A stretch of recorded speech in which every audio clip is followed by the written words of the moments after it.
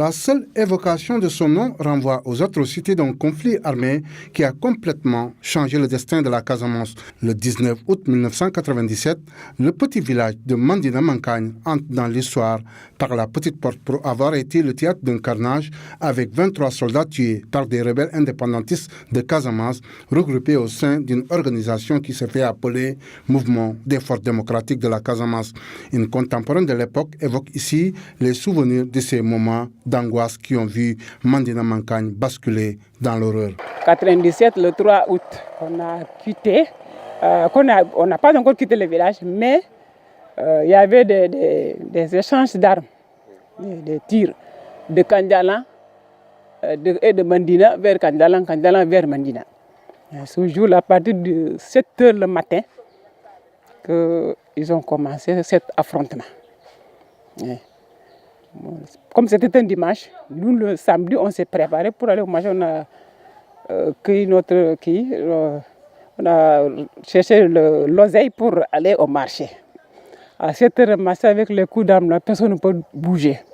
C'est là où on est resté, à la maison.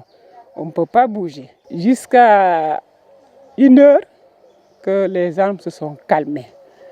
Pour sortir, puiser de l'eau, boire, on ne pouvait pas. Nous sommes restés là-bas soif. On a eu soif. Seulement mon mari, comme il était un ex-militaire, il a osé sortir. C'est lui qui a puisé l'eau et on a bu. Tu ne sais même pas où tu es. Tu ne sais pas où tu es. Les enfants, d'autres sont allés se mettre dans les fûts pour se cacher, pour se protéger des balles perdues. Donc, cette date-là est inoubliable pour ceux de Mandina. Mais malgré ce passé horrible, Mandina Mankagne, situé à seulement 3 km de Ziguinchor, refuse la fatalité. Aujourd'hui, le village a repris goût à la vie avec le retour des populations jetées un moment sur le chemin de l'exil par l'insécurité. Seulement, revivre en Mandina Mankagne, c'est faire face aux difficultés résumées ici par le chef de village. Ce que nous attendons de l'État, des mesures d'accompagnement. Vous savez, comme vous le dites, c'est difficile. Les populations avec toi retournées, et les routes ne sont pas bonnes. On n'a pas de poste de santé. Les femmes, c'est des difficultés. Par exemple, je donne un exemple, Mandina Tcherno, Mandina Kadjil, avec nos frères musulmans. Vous prenez une femme là-bas pour l'amener au poste de santé de Kandjalan à Ziguinchor.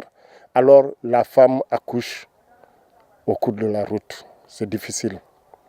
Et ça, je pense que dans ce 21e siècle, ça n'existe pas. Et là, vraiment, nous demandons un appui, que ce soit par mesure d'accompagnement, que nous ayons un poste de santé. Et je pense pour la sécurité même des populations revenues, c'est de bonnes routes ou des pistes de production, parce que les gens sont revenus et ils travaillent.